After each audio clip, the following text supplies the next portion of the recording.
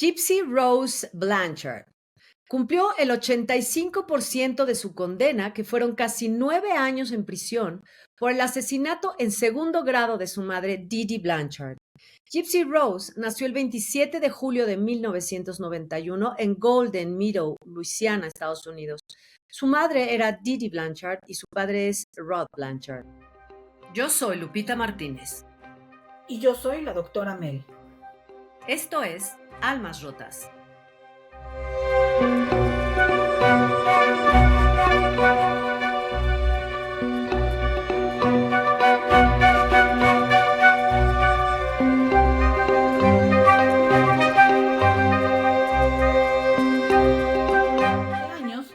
La madre de Gypsy la obligó a mentir frente a sus amigos, familia y comunidad entera sobre su salud. Durante años, Dee Dee llevó a su hija a diferentes médicos para que fuera tratada por padecimientos que no existían, entre los cuales estaban el cáncer y la distrofia muscular. El caso se hizo público y generó la compasión de organizaciones caritativas como Habitat for Humanity, que les construyó una casa, y de la sociedad en general. Ellas recibían ayuda social del gobierno de los Estados Unidos, quien además cubría los gastos de las citas médicas de Gypsy Rose. A los 8 años de edad, su madre la obligó a fingir que padecía leucemia, distrofia muscular, deficiencias visuales y auditivas, además de convulsión. Pasaba la vida en una silla de ruedas, usaba oxígeno y en ocasiones era alimentada en forma artificial. Cada vez que ingresaba a un nuevo hospital, Dee Dee decía que los expedientes de su hija se habían extraviado. Gypsy, a pesar de saber que su madre mentía, llegó a creer que sí tenía cáncer porque la madre la obligaba a tomar medicinas, además de que le rasuraba la cabeza como si de verdad fuera a perder el cabello más adelante, según dijo en una entrevista en el año 2018. Esta condición hizo que Gypsy Rose no asistiera a la escuela como el resto de los niños. Alegando su delicado estado de salud, Dee Dee no permitía ni siquiera que Rod, el padre, se acercara a su hija. Y conforme Gypsy creció y cuestionó su situación, este abuso empeoró y en ocasiones llegó a ser golpeada y encadenada a su cama. Y el asesinato. A través de una aplicación de citas para personas cristianas a la que Gypsy ingresaba a escondidas de su madre, conoció a Nicholas Gudgeon, que vivía en Big Bend, Wisconsin. Los dos jóvenes mantuvieron comunicación durante 2 años y terminaron enamorándose, o por lo menos creyendo que estaban enamorados. Y en el año 2015, como era natural, los dos jóvenes dijeron que ya querían conocerse ahora sí en persona. Así que planearon una cita a la que invitarían a Dee Dee. La invitarían al cine, se conocerían, convivirían y entonces ella les daría la aprobación para tener una relación. Esto, por supuesto, no sucedió. La madre de Gypsy se opuso a este encuentro y, al contrario, su control sobre su hija Gypsy se volvió aún más férreo. Los dos jóvenes se siguieron viendo en la aplicación y siguieron haciendo planes, pero ahora ya no sería para ir al cine. Fue el 14 de junio del año 2015, en una de las muchas ocasiones en las que Dee Dee llevó a su hija al médico, que Nicholas Gudgeon, que se encontraba ya en Missouri, esperó la señal de su novia para entrar libremente a la casa y atacar a la cruel madre cuando estaba dormida. Gypsy ya le tenía preparado un cuchillo, una cinta adhesiva y unos guantes. Para no ver el horror, Gypsy esperó adentro del baño mientras su novio acababa con la vida de Dee Dee, su madre. Mensajes en Facebook esa mañana alertaron a todos los vecinos que pensaron que Dee Dee podría haber sido víctima de un acto criminal y que Gypsy Rose, cuya silla de ruedas y medicamentos se encontraban en la casa, podría haber sido secuestrada. La verdad es que los dos jóvenes habían huido después del crimen, pero fueron detenidos en Wisconsin 2 días después. Durante las investigaciones, uno de los doctores que atendió a Gypsy dijo que había indicios del síndrome de Munchausen por poder, que es una enfermedad mental como forma de maltrato infantil. Se trata de una simulación de enfermedades y patologías inventadas en personas vulnerables como era Gypsy. Esto se hace para conseguir una gratificación emocional, simpatía y, por supuesto, atención. Los médicos sí habían creído que la niña tenía asma, epilepsia, problemas auditivos, discapacidad visual, trastorno muscular, parálisis del tronco inferior, daños en el sistema digestivo y trastorno cromosómico, entre muchas otras enfermedades. Gypsy asistió al médico aproximadamente unas 100 veces entre 2005 y 2014. En el juicio, Gypsy reconoció haber convencido a su novio para que asesinara a su madre. Ella misma se declaró culpable y pactó con las autoridades para ser acusada de asesinato en segundo grado. Por otro lado, Gudjon, hoy de 34 años, fue condenado a cadena perpetua sin derecho a libertad condicional. La verdad es que Gypsy no podía escapar. El padre de Gypsy es Rod Blanchard. Su hija fue liberada el 28 de diciembre del pasado 2023. Cuando se le preguntó a Gypsy por qué no acudió a su padre por ayuda en lugar de pedir a su novio que matara a su madre, ella declaró a la revista People que no creía que a él le importara. Y esto era por lo que su madre le había hecho creer.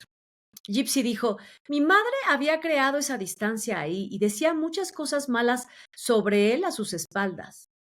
Y para mí simplemente contaba historias inquietantes y sentía que él no era una fuente a la cual acudir. Ni siquiera sabía su número de teléfono porque tampoco sabía su dirección. Así que eso nunca pasó por mi mente. Fue algo así como, pues no voy a acercarme a él ¿por qué podría importarle? Rod Blanchard conoció a Didi cuando todavía estaba en la escuela secundaria y salieron durante casi 6 meses. Ella ya tenía 24 años y quedó embarazada de Gypsy Rose Blanchard. Él tenía apenas 17 años en ese momento. A pesar de que él era menor de edad, la pareja se casó, pero no duraron mucho, pues él se enamoró de Christy, quien es hoy su esposa. Me desperté en mi cumpleaños, cuando cumplí 18, y me di cuenta de que no estaba donde se suponía que debía estar, dijo Rod.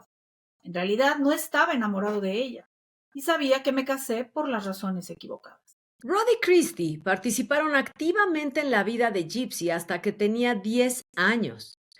Aunque, según recuerda Rod, a su hija, Didi la comenzó a llevar al médico desde que tenía 3 meses de nacida, pues estaba convencida de que tenía apnea de sueño y que además tenía un defecto cromosómico.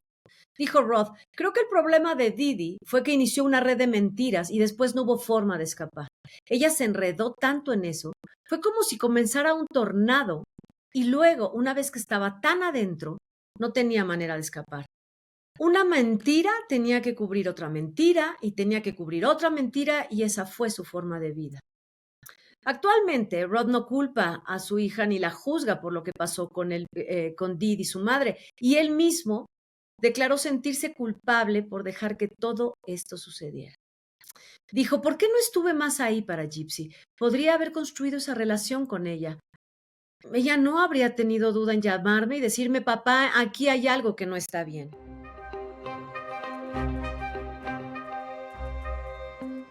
Y esta es la historia, doctora Mel, de Gypsy Rose, que es famosísima ahora. La compactamos mucho porque hay mucha información, hay entrevistas, hay documentales, hay programas en YouTube, en plataformas, se ha hecho mucho. Lo que es interesante es que ahora va a haber un documental en el cual va a participar Rod, el papá, que no lo había hecho. Eso va a ser muy interesante para ver su punto de vista. Pero es un caso pues que creo que a los que estamos de fuera nos sorprende que una mamá pueda llegar a tanto y como dice Rod, mentira tras mentira tras mentira, pero a que además la gente le hubiera seguido creyendo, creyendo y creyendo. Sí, lo que pasa es que lo hacen con muchísima inteligencia, con mucha estructura, investigan mucho sobre los síntomas de los diferentes trastornos que le van a achacar al hijo o a la hija en este caso, y por eso se vuelven muy convincentes. Y además tiene, como tenía Didi, esta coartada, ¿no? De, a ver, y los expedientes pues se perdieron, se quemaron, nos mudamos, yo qué sé, y entonces no tienen un antecedente real de nada, pero sí aluden a toda la sintomatología que sí podría tener una persona con todos estos trastornos o padecimientos de los que ella habla. Y sí hay, obviamente hay otros casos de esta situación del síndrome que le llaman de Munchausen, pero que pues hoy ya se considera el nombre, digamos, oficial diferente, ¿no? Es un trastorno fáctico, se llama así, trastorno fáctico infundido a otros, ¿no? Porque la que tiene el problema es la mamá, pero lo dirige al hijo. Entonces, Exacto. sí, hay otros casos, pero este ha destacado mucho, sobre todo por la reciente liberación de Gypsy y por lo que mencionas del documental donde va a participar el papá, que por supuesto, cuando se arrepiente de no haber estado más presente, tiene toda la razón. Sí, debió haberse involucrado en la crianza de su hija, supiera o no supiera de esta condición, ¿no? Claro, fíjate que hay algo muy interesante. Bueno, hay varias cosas muy interesantes en este caso.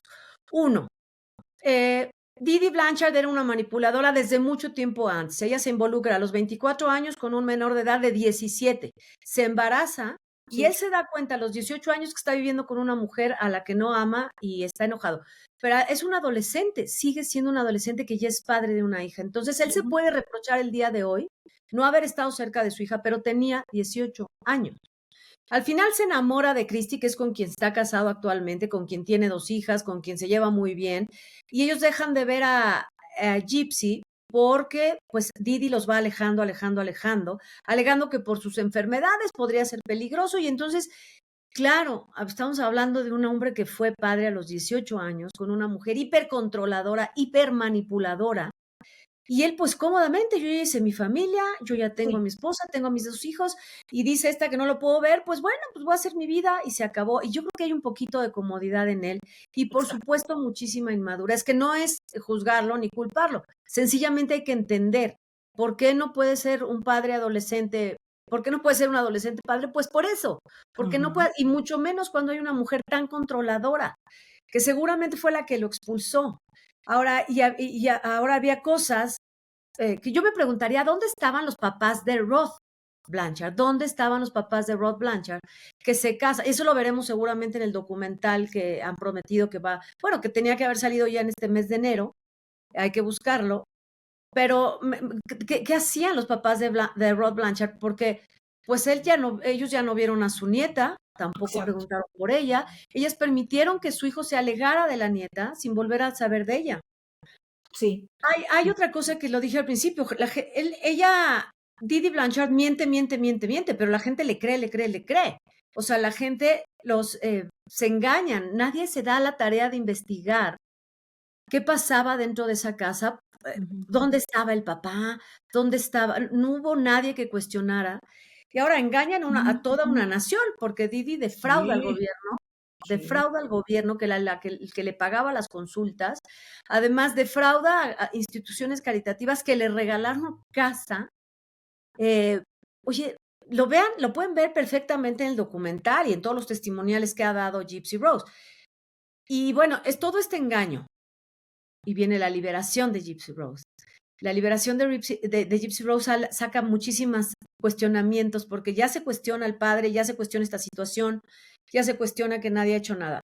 Y ahora que liberan a Gypsy Rose, que dicen, bueno, a ver, ella manipuló a Nicholas Gudjon para que matara, pero él sí está condenado y ella está libre. Ella sí era la víctima, pero pues él de alguna manera también fue manipulado. Pero bueno, sabrán los jueces Pues y sí. sabrán las cosas. Pero, y por otro lado, vemos a Gypsy Rose salir de prisión y tener un marido que documenta la salida de Gypsy Rose, que toma las Ujú. fotos de Gypsy Rose, que seguramente va a vender la historia de Gypsy Rose. Es casi físicamente igualito a la Maddie Blanchard. Y todo el mundo se pregunta, ¿habrá salido de verdad Gypsy Rose de esta manipulación después de los 9 años, casi 10 en la cárcel? Pues difícilmente, ¿no? Porque no conoce otra vida y porque no sé qué tanto la cárcel le haya ofrecido a ella la posibilidad de trabajar psicológicamente todos estos eventos traumáticos de tantos años. Y aún haciéndolo es muy complicado. Ella, pues desde muy pequeña aprendió que uno vive sometido y aunque el haberse relacionado con God John y haber dicho sí, hay que matar a mi mamá porque algo está mal aquí, porque no me deja ser, porque no me deja vivir, eso no significa que tuviera una conciencia completa de todo lo que estaba mal y de lo que sí estaba bien, de, no, y entonces ahora no me dejaré manipular. No, ella lo que quería era liberarse de la madre porque ya le estorbaba para ella enamorarse y hacer una vida, pero eso no quiere decir que el resto de su psique estuviera en orden, porque además es imposible, ¿no? Con una crianza de esa clase, mira cómo habla ahorita, ¿no? Se hace mucho énfasis en que tiene una forma muy infantil de hablar, la vocecita, pues claro, porque durante muchos años ella fue dirigida o aleccionada para conducirse de esa manera y eso no se va a quitar nada más porque ya no esté la madre. Ahora, Lupita, algo que mucha gente ha dicho y cualquiera de nosotros se lo preguntaría, ¿por qué no se paró un día de la silla delante de la gente y dijo, no es cierto, sí puedo caminar o mi mamá me obliga? Pues porque en primer lugar ella debe haber estado muy abrumada, muy espantada, ¿no? No tenía el valor, pero también porque imagínate esa mente cómo debe estar de alterada ya por el trato, o sea, no va a tener una respuesta de un ser humano normal, libre, que, pues levanta la mano y alza la voz y pide ayuda. Pues no, ella no tenía las condiciones ni emocionales ni mentales para pensar así. Por eso esta salida terrible de asesinar a la madre es la única que se le ocurre, porque todo su entorno está alterado y su mente está alterada. No puede pensar Exacto. bien una persona así. Fíjate que eso es importantísimo que lo señales, porque, claro, que mucha gente dice: "¿Por qué no?". En vez de si se paró de la silla para tener su computadora, para poder ir a la cuestión esta de citas, si pudo planear todo eso, ¿por qué no denunció públicamente? Y yo creo que hay también una cosa muy interesante que sucede mucho socialmente. Probablemente, y yo creo que era lo que ella temía, quien iba a resultar victimizada era Didi. Ujú. Porque la gente iba a decir: "Ay, pobre, lo que ha sufrido esta madre con una hija tan enferma". Porque, a ver, pues tampoco iba a ser tan fácil que todas las instituciones, gobierno, asociaciones benéficas que las habían ayudado, iban a decir: pues nos engañaron. No, Claro. esta niña ya se rebeló, porque mira, la mamá tiene razón, está loca, ya ahora ya perdió la razón, y corría el riesgo Gypsy de que a ella la trataran de una mala hija, como una mala hija, y Didi acabara siendo la víctima ante los ojos de todos, porque los había manipulado. ¿Por qué no iba a manipular, a seguir manipulando a la opinión pública? Lo había hecho toda la vida. Por supuesto. Pero, insisto, también sería muy interesante, porque sí, efectivamente, no creo que la de Rod Blanchard sea una alma rota. No, al contrario. A los 18 años dice: "Yo de aquí no soy, Me me voy. quiero ir y me voy". Algo entonces tiene que haber tenido sano. Ujú. Pero Didi Blanchard sí tiene que haber tenido un alma mucho, muy rota, en donde tenía esta necesidad de atrapar, de secuestrar a la gente, porque eso es lo que hace, bueno, no secuestrar, pero es un decir, pero atrapar a la gente como lo hizo con Rod Blanchard al embarazarse ella de 24 años y él de 17. De Ujú. 17, eso no como que, o sea, yo creo que el juez sí debió haber visto, esta niña, a ver, pues la mamá, por favor. Ella es Sí. una mujer que atrapaba. Entonces, ¿qué nivel de abandono tuvo Didi Blanchard para terminar haciendo esto con su propia hija? ¿Qué nivel de abandono tuvo la mamá para tener que también atrapar a Rod Blanchard? Porque, a ver, va a estar de acuerdo, muchas veces cuando se casa, hay un embarazo y demás, y se tienen que casar. ¡Ay, la atrapó! No, bueno, cuando es una relación de noviazgo o de calentura y demás, bueno, pues no pasa nada, si no es que uno atrape al otro, es que los 2 se embarazaron porque estaban divirtiéndose. Aquí no, aquí es una persona que estaba en secundaria con una mujer que tenía 24 años, insisto y lo repito, porque es algo sumamente importante, que sacar. O sea, es una mujer que había manipulado desde el principio y que seguro tenía esta huella de abandono muy fuerte. Sí. Y al final, yo a mi hija desde los 3 meses de nacida, la voy a empezar a llevar a unos médicos para inventarle enfermedades. Lo que dice Rod era una mentira tras otra, pero estas mentiras yo creo que ella se las creía, ¿no? Yo creo que eso debe ser el perfil del victimario en el Munchausen. Sí, lo que pasa es que efectivamente son personas que tienen carencias muy grandes. No se sabe mucho, ¿eh? O sea, no te creas que se sabe mucho sobre el perfil original de las personas que padecen de este síndrome facticio, pero sí se registra un común denominador que es muy evidente, pues sí, que es la falta. Y entonces es la búsqueda de retener al otro a como de lugar, sobre todo con esta aura de protección, de yo te tengo que cuidar a ti porque tú me necesitas a mí, cuando el necesitado es el que tiene el síndrome, pero lo hace como en una especie de espejo, ¿no? Ahora yo soy el que cuida. Si a mí no me cuidaron lo suficiente, si yo sentí que no tuve la atención suficiente, ahora yo se la doy a alguien para que ese alguien no pueda vivir sin mí. Entonces, por eso es que tienes toda la razón, porque otra vez volvemos al tema de la asimetría.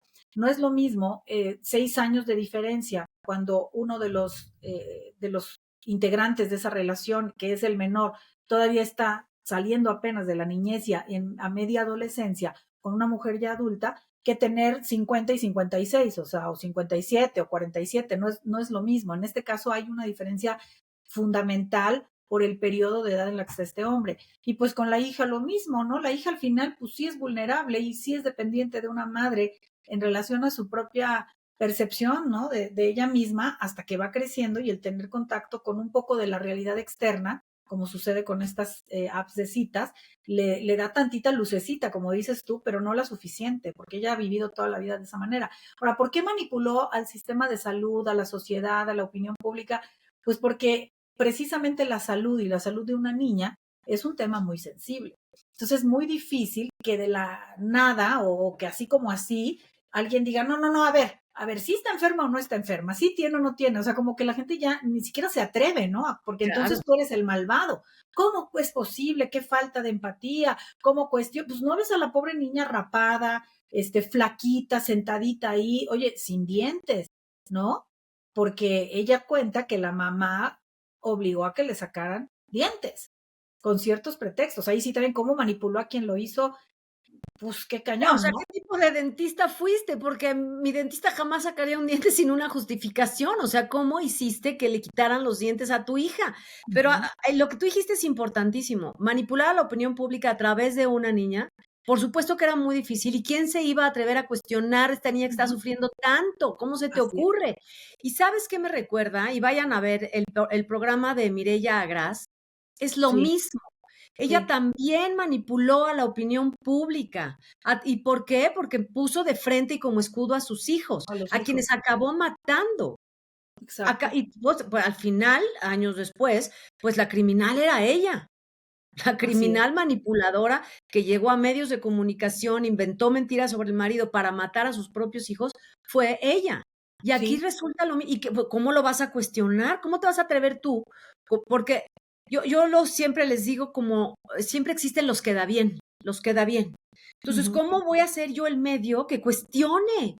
Que cuestione que esta mujer está loca, deprimida, ¿no? Que es una manipuladora, que esta también Didi sufrió algo. ¿Cómo voy a cuestionar yo si está de por medio la salud de una niña cuando estaban viendo todo el mundo eh, lo que estaba pasando, ¿no? Y ujú, vamos a suponer que no todo el mundo, vamos a suponer que la opinión pública, la gente que lee periódicos y ve programas, aceptara que estaba enferma porque es lo que te están presentando. ujú, Y los medios de comunicación, vamos a suponer que es la historia también que me estás contando, pero los médicos, el médico que le saca los dientes, un médico que no tengo el expediente de la niña, es cierto, asistió 100 veces, 100 veces al médico en un periodo de 10 años, eso es muchísimo.